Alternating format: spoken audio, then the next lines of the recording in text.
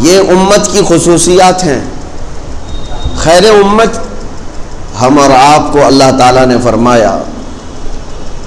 میرے عزیزو، اللہ تعالیٰ کی طرف سے اگر کسی کو خطاب اور لقب ملے تو کتنی بڑی بات ہے. کسی بڑے نیتا نے کسی کو کچھ کہہ کر پکارا یا کسی کے باپ نے اپنے بیٹے کو کہہ کر پکارا، وہ فخر کرتا ہے. پیر نے اپنے مرید کو کچھ اچھے لقب سے پکارا، وہ فخر کرتا ہے. لیکن بندے کو اللہ خود اتنے بڑے لقب سے پکارے کہ تم سب سے بہترین امت ہو، تو اللہ تبارک و تعالیٰ نے یہ خطاب میں اگر کسی کو بیان کیا ہے تو صرف امت مصطفیٰ کو عطا کیا ہے. لیکن اس امت کی بڑی ذمہ داریاں ہیں، وہ ہر فرد کو جاننا چاہیے. یہ نہیں کہ صرف علماء، مبلغین، دعات صرف ان کی ذمہ داریاں نہیں. ہر فرد امت جو مومن ہے اسے سمجھنا چاہیے کہ اللہ نے مجھے خیر امت کہا تو کیوں کہا؟ اس لیے کہ اللہ تعالیٰ فرماتا ہے تم اچھائیوں کا حکم دیتے ہو اور برائیوں سے روکتے ہو. تو یہ خصوصیت تمہارے اندر ہمیشہ ہونی چاہیے. اسی لیے ایک بڑے دانشور نے کہا کہ برائیاں اس لیے زیادہ نہیں ہیں کہ اچھے لوگ کم ہو گئے. برائیاں اس لیے زیادہ نہیں ہو گئی یا ظلم اس لیے نہیں بڑھا کہ اچھے لوگ کم ہو گئے. اچھے لوگ ہیں. برائیاں اور ظلم اس لیے بڑھا کہ اچھے لوگ برائیوں کو دیکھ کر خاموش ہونے لگ گئے. اسی لیے کہا گیا ہے کہ جو ظلم کے خلاف اور برائیوں کے خلاف نہیں بولتا گویا کہ وہ ان برائیوں سے در پردہ راضی بھی رہتا ہے. خاموش رہنے کا مطلب کیا ہے؟ راضی رہنا. ہاں جتنی طاقت ہے، جتنی استطاعت ہے اتنی تو وہ روک تھام کرے. برائیوں کو دیکھنے کے بعد اس کا روکنا یہ امت کی خصوصیت ہے، امت محمدیہ کی خصوصیت ہے.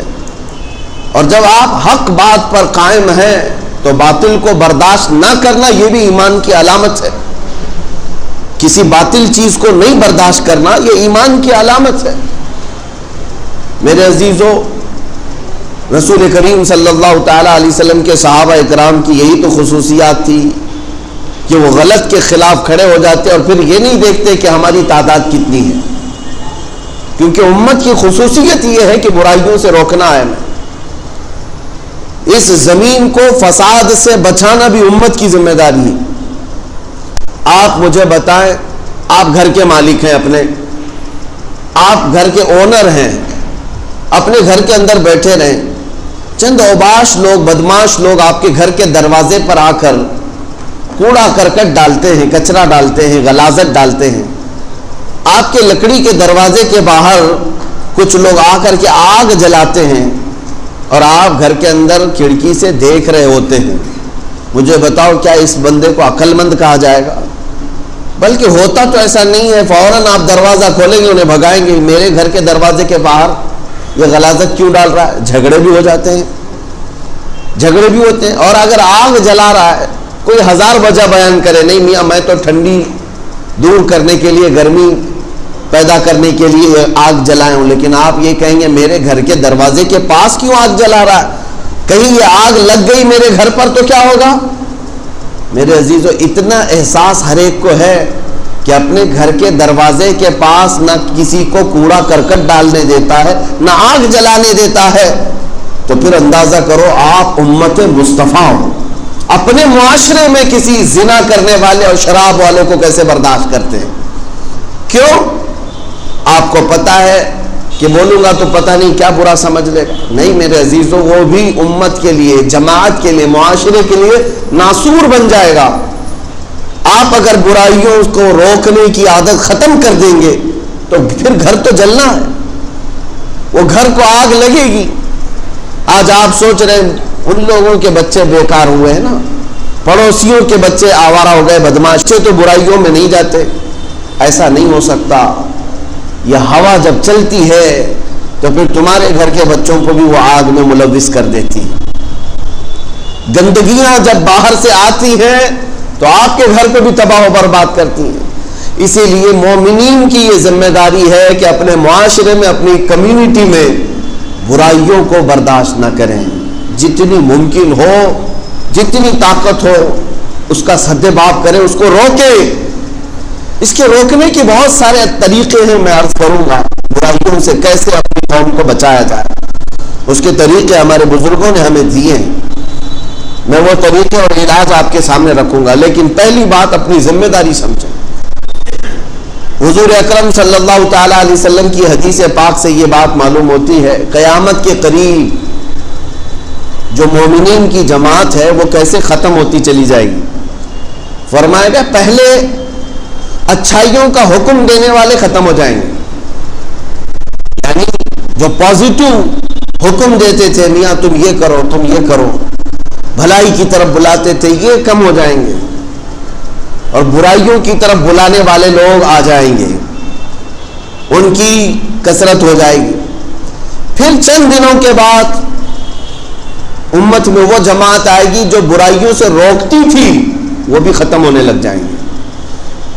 پہلے اچھائیوں کا حکم دینے والے چلے جائیں گے، وہ میں سمجھتا ہوں آلریڈی اب چلے گئے، چند لوگ بچے ہوں گے جو اچھائیوں کی طرف بلا رہے ہیں، دعوت دے رہے ہیں، ورنہ اکثر لوگوں کی عادت تو یہی ہے ہمارے نوجوانوں کی کہ برائیوں کی دعوت عام کی گئی ہے۔ اب روکنے والے ابھی بھی موجود ہیں، لیکن حضور کی حدیث کا مفہوم ہے کہ ایک زمانہ آئے گا کہ برائیوں سے روکنے والے بھی ختم ہوتے چلے جائیں گے، بلکہ برائیوں کو کرنے والوں کو کرنے دیا جائے گا، اجازت عام کر دی جائے گی، اجازت عام کر دی جائے گی، برائیوں سے روکنے والا دور ختم ہوتا چلا جائے گا۔ میرے عزیزوں، اس کے بعد آخری زمانہ، میرے آقا صلی اللہ تعالی علیہ وسلم ارشاد فرماتے ہیں وہ دور بھی آئے گا جب لوگ برائیوں کو نیکی سمجھنے لگ جائیں گے، گناہوں کو نیکی سمجھ کر کے کرنے لگ جائیں گے۔ مجھے آج بڑی شدت سے اس بات کا احساس ہو رہا ہے، سچ فرمایا مخبر صادق صلی اللہ تعالی علیہ وسلم۔ ایک وقت تھا کہ حجاز، نجد، عرب شریف، جس کو آج سعودی عرب کہا جاتا ہے، نام انہوں نے اپنا رکھا سعودی، ورنہ وہ عرب شریف ہے، میرے مصطفیٰ کریم صلی اللہ تعالی علیہ وسلم کا مسکن ہے، مولد ہے، حضور اکرم صلی اللہ تعالی علیہ وسلم کا مقام پاک ہے۔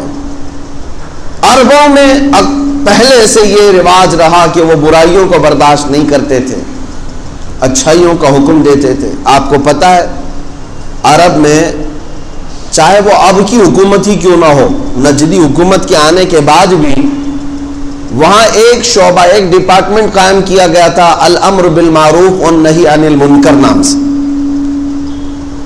جس کا مطلب یہ ہوتا ہے کہ اچھائیوں کا حکم دینا اور برائیوں سے روکنا۔ قرآن پاک میں یہ لفظ آیا ہے، اس نام سے پورا ایک ڈپارٹمنٹ تھا، پولیس ڈپارٹمنٹ، اور ان کو فلی اتھارٹی تھی کہ نمازوں کی طرف لوگوں کو بلانا ان کا کام تھا۔ الامر بالمعروف والنہی عن المنکر والے ڈپارٹمنٹ، ان کی حیثیت اور ان کی ویلیو پولیس سے کم نہیں تھی، وہ کسی کو گرفتار کر کے جیل میں بھی ڈال سکتے تھے، ایک پورا ڈپارٹمنٹ تھا۔ شاید ہو سکتا ہے آپ لوگوں نے کوئی سعودی وغیرہ کے وزٹ کیے ہوں، پہلے تو جانتے ہوں گے نماز کے اوقات میں یہ اپنی کار لے کر کے گھومتے تھے، ساری دکانیں بند کروا دیتے تھے کہ نماز کے وقت تجارت نہیں، صرف عبادت ہوگی۔ عام گھومنے والوں کو پکڑ کر کے لے جاتے تھے کہ نہیں، اس طرح نماز کا وقت چل رہا ہے، باہر نظر نہیں آؤ گے۔ حتیٰ کہ غیر مسلم بھی جو وہاں کام کرتے تھے، ان نمازوں کے اوقات میں وہ تھوڑی دیر کے لیے اندر ہو جاتے تھے، شٹر بند کرتے تھے۔ تو یہ حالات تھے، ایسا نہیں کہ یہ انہی کے ہیں، بلکہ عرب میں پہلے سے یہ رواج رہا ہے نمازوں کا اہتمام کرنا اور دعوت دینا۔ یہ انہی کا ایجاد کیا ہوا نہیں تھا، امت مصطفیٰ صلی اللہ تعالی علیہ وسلم میں برسوں سے وہاں پر خیر کی دعوت دینے کا نظام تھا، اور برائیوں سے روکنے کا بھی معاملہ اتنا سخت تھا کہ چاہے وہ ترکی حکومت کیوں نہ رہی ہو، خلافت عثمانیہ کا دور ہو یا ان سے پہلے خلافت بنو عباس، خلافت امویہ یا خلافت راشدہ، ان سب زمانوں میں عرب میں حالات ایسے تھے کہ برائیاں کرنے والے کو اتنی سخت سزائیں تھیں کہ شراب پیتے ہوئے پکڑے جانے والے پر کوڑے لگائے جاتے، زنا میں اگر رنگے ہاتھوں پکڑا جائے تو اسے سنسار یا قتل کر دیا جاتا۔ بڑی سخت سزائیں تھیں، جو ڈر تھا قوم کے اندر کہ برائیاں نہیں ہونی چاہیے، زمین کے اوپر فساد نہ ہو۔ امر بالمعروف نہیں انل منکر پورا وہاں پر موجود تھا. حالات نے ایسے کروٹ لیا، یہ ہماری آنکھوں دیکھا حال اب کسی سے ڈھکی چھپی بات نہیں ہے. مشکل سے 5-6 سال کا عرصہ گزرا ہوگا، سعودی کو انہوں نے پورا یہودی بنانے میں کوئی کسر نہیں چھوڑی، پوری طور پر اس کو پلٹ دیا. اب وہ امر بالمعروف نہیں انل منکر، یہ سب ختم، کچھ نہیں. نہ امام خطبے میں کسی برائی سے روک سکتا ہے، اگر کوئی ممبر پر روک بھی دیا تو اسے گرفتار کر کے اندر ڈال دیا جائے گا. میرے اندازے کے مطابق جنہوں نے مجھے خبر دی تھی وہاں کے رہنے والے 400 سے زیادہ علماء جیلوں میں موجود ہیں، صرف اس لیے کہ انہوں نے برائی سے روکا تھا اپنے خطبے میں. گانے باجے موسیقی یہ سب نہ کرو، اسلام میں حرام ہے. یہ سب ختم ہو گیا. یہ قیامت کی وہ نشانیاں ہیں جو امت میں سے ختم ہونے والی ہیں. امر بالمعروف ختم کر دیا، اچھائیوں کا حکم تو دینا ہی نہیں اب ان کو، وہ تو جا چکا تھا، لیکن جو برائیوں سے روکتے تھے اس کو بھی ختم کر دیا. ان ظالموں نے عرب شریف پر قبضہ جما کر کے اس پاکیزہ زمین کو جتنا ناپاک کرنے کی کوششیں اس زمانے میں کیا ہے، اس سے پہلے کبھی نہیں ہوئی تھی. قتل و غارت تو ہوئی ہے عرب شریف میں، لیکن زنا کو عام نہیں کیا گیا تھا. ڈانس کلب کو اور ننگا پن اس طرح سے عام نہیں کیا گیا تھا. اتنی حیا اور غیرت باقی تھی مسلمانوں کے اندر. جنگوں میں لڑائیاں ہوتی ہیں اور قتل و غارت تو ہو جاتی ہے، لیکن حیا سوز اخلاق جو ایمان کا قتل کر دیتے ہیں، وہ افعال آج وہاں پر پرمیٹڈ ہو گئے، اجازت شدہ ہو گئے. بڑے بڑے باہر سے بلا کر کنسرٹ کروائے جائیں، بڑے بڑے ایکٹر ایکٹریس کو بلا کر کے انہیں ننگا ناچ دکھایا جائے، مرد و زن کا اختلاط عام کیا جائے، عورتیں مرد ایک ہی ساتھ ناچیں. یہ وہی سعودی ہے جس میں آج ہر چیز رواج پا رہی ہے. وہاں بیچ بنائی جا رہی ہے جہاں ننگے سوئیں گے، اور انہوں نے سارے یورپین کنٹریز کے لیے اپنے ویزے کو عام کر دیا. 5 منٹ میں کوئی ویزا بنا کر کے سعودی جہاں چاہے گھوم سکتا ہے. اس خطے کو جو میرے آقا صلی اللہ تعالی علیہ وسلم نے حرم قرار دیا اور فرمایا تھا کہ یہاں غیر مسلمین کا داخلہ ممنوع ہے، آج تک لکھا ہوا تھا، اب یہ اس کو بھی ختم کرنے جا رہے ہیں. عورتوں کا حجاب ختم ہو جائے، کچھ نہیں، جیسے رہنا چاہیں ویسے رہیں، پابندی نہیں ہے. نماز کے اوقات میں جو پابندی تھی اس کو بھی ہٹا دیا گیا کہ نہیں، آپ نماز کے وقت میں اپنی دکان جاری رکھ سکتے ہیں، بازار کریں، جو کچھ کرنا ہے کریں. اسلامی ملک تھا، میرے مصطفیٰ کریم صلی اللہ تعالیٰ علیہ وسلم کا بسایا ہوا معاشرہ تھا. دنیا میں خرابیاں پھیل رہی ہیں، لیکن درد وہاں سے ہوتا ہے کہ جس پاکیزہ زمین پر میرے آقا آرام فرما ہے، اس زمین کو ان ظالموں نے اپنے پنجوں سے برباد کر رکھا. اتنا ہی نہیں میرے عزیزوں، انہوں نے اذانوں کی آواز کو کم کروا دیا. کون غیر مسلم سننے والا تھا؟ 100% مسلمان تھے، لیکن حکومت کی طرف سے یہ پابندی آئی کہ اذانوں کی آواز کو کم کر دیا جائے، غیر ضروری ہے. جس کو اوقات معلوم ہے وہ خود نماز کے لیے چلا جائے گا وقت پر. تیز آواز سے اذان دینے کی ضرورت نہیں ہے. کن کن چیزوں کو یہ روکتے چلے گئے. یہ وہی زمانہ ہے جس کو میں کہہ رہا ہوں کہ برائیوں سے روکنا تو ختم، انہوں نے برائیوں کو نیکیاں سمجھنا شروع کر دیا. آج آپ کو پتا ہے پہلی مرتبہ تاریخ میں ان کی کرسمس ڈے پوری سعودی عرب میں دھوم دھام سے منائی گئی، دھوم دھام سے منایا گیا. اس میں باہر سے ایکٹر اور ایکٹریس اور گلوکار بلائے گئے. ابھی ہیپی نیو ایئر منانے کی تیاریاں ہیں. مجھے اس بات کا سوال ہے میرے عزیزوں، ہم جب آواز اٹھاتے تھے کہ میرے نبی پاک صلی اللہ تعالی علیہ وسلم کی ولادت کا دن بھی منانے دیا جائے، تو ان کے ہاں سے شرک اور بدعت کے فتوے آتے تھے کہ نبی کریم صلی اللہ تعالی علیہ وسلم کی میلاد منانا جائز نہیں، اسلام میں ثابت نہیں، اور کرسمس منانا جائز ہو گیا. ہیپی نیو ایئر کے لیے پورا ملک سجانا جائز ہو گیا.